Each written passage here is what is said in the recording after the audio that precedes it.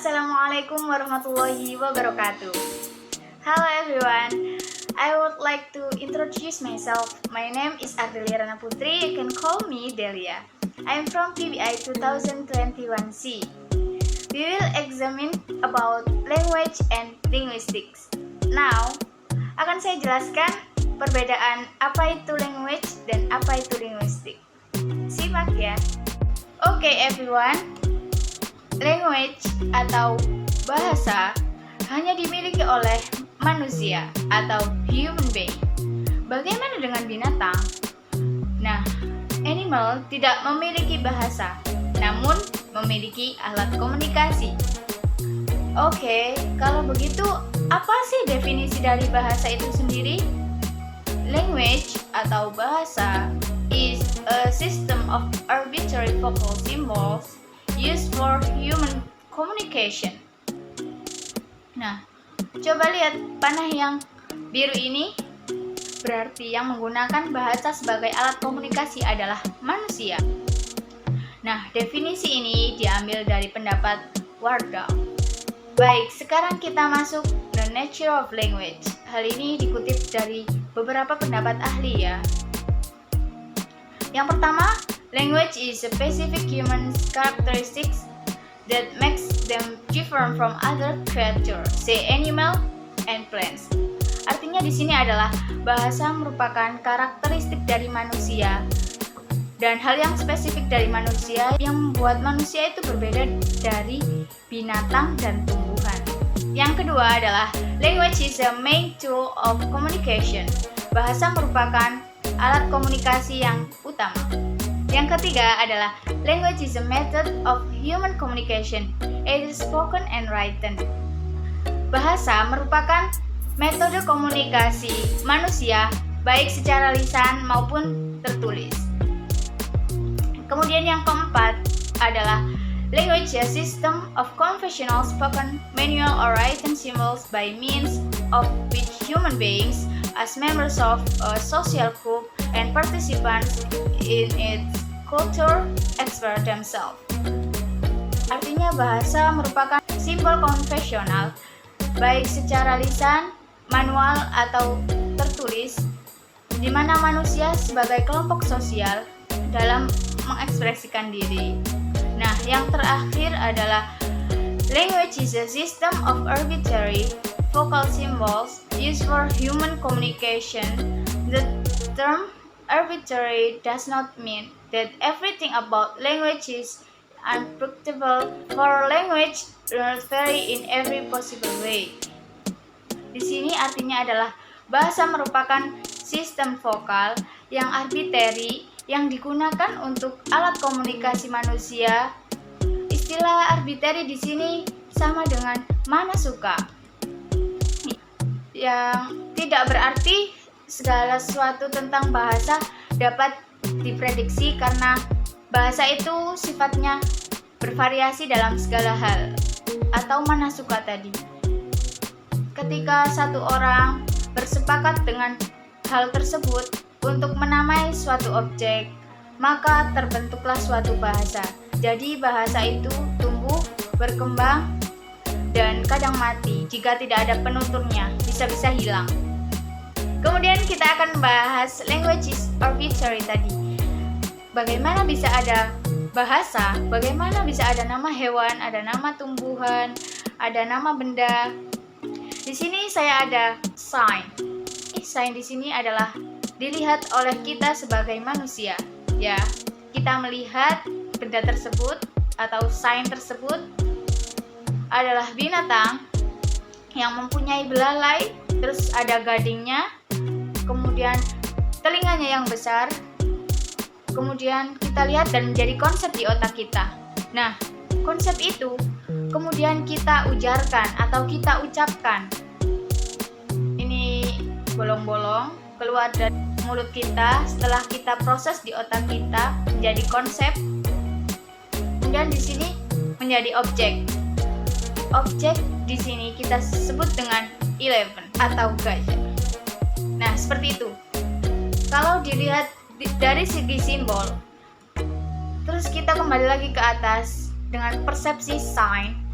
kita persepsikan menjadi konsep di otak kita, kemudian experience menjadi objek yang nyata berupa kata yang akan muncul. Nah, disinilah sign dengan objek itu dinamakan dengan convention.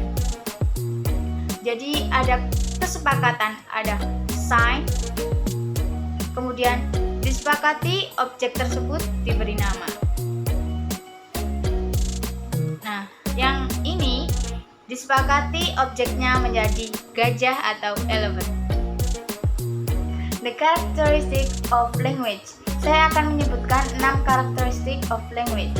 Yang pertama, language is a system. Language as system means that each language contains two systems. A system of sounds. B, a system of meaning. Hanyalah manusia yang memiliki duality system. Yang pertama, system of sounds dan system of meaning. Mana yang lebih dulu? System sounds atau system meaning? Tentunya sistem sound, karena sejak kita lahir atau saat kita bayi, kita memulai dari berbicara. Jadi kita mengeluarkan suara dulu, baru kita belajar menulis. Jadi sistem sound terlebih dahulu, baru adanya sistem meaning. Example, a speaker of English can say, I saw the bank, but not I bank saw the, or I bank the saw. Kemudian yang kedua adalah language as arbitrary, means that there is no natural connection between a linguistic form and its meaning. Jadi, sudah saya jelaskan tadi bahwasanya arbitrary adalah sistem dari bahasa yang mana suka. Karakter dari bahasa yang menunjukkan bahasa adalah mana suka. Seperti kata duck. Duck jika di Indonesia berarti anjing. Example, I love you. Itu bahasa Inggris. Aku suka kamu.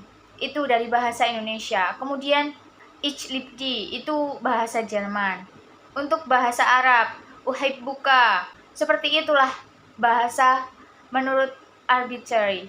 Kemudian yang ketiga, language as vocal. Language as vocal means that primary medium of language is sound. And it is sound for all language, no matter how well developed are their writing system. Example, illiterate people can speak but can't write. Kemudian yang keempat, language as symbol. Jadi bahasa ini menjadi simbol. Semisal saya orang Indonesia berbahasa bahasa Indonesia. Kemudian saya orang Inggris berbahasa seperti orang Inggris. Oh, ini berarti orang Inggris. Atau kita di sebuah komunitas. Semisal untuk anak zaman sekarang memiliki bahasa-bahasa yang aneh, bahasa-bahasa yang alay mungkin ya kalau disebut, seperti pub. Pub artinya adalah post a picture. Untuk orang yang dari zaman dahulu mungkin tidak tahu apa itu pub. Kemudian yang kelima, language as human. Bahasa adalah manusia. Means that human communication system is very different from the communication system that other forms of life process. Example, no system of animal communication makes use of the design feature of duality. Sudah saya jelaskan tadi bahwasanya bahasa adalah manusia.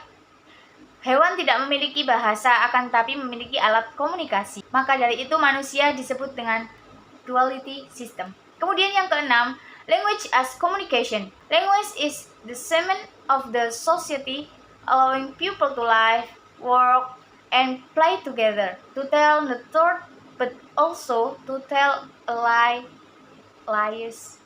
Jadi bahasa itu digunakan sebagai alat komunikasi. Tentunya orang-orang pasti mengenal bahasa adalah sebagai alat komunikasi. Namun kita sebagai mahasiswa-mahasiswi bahasa harus tahu apa itu bahasa lebih mendalam daripada hanya tahu bahasa adalah sebuah komunikasi.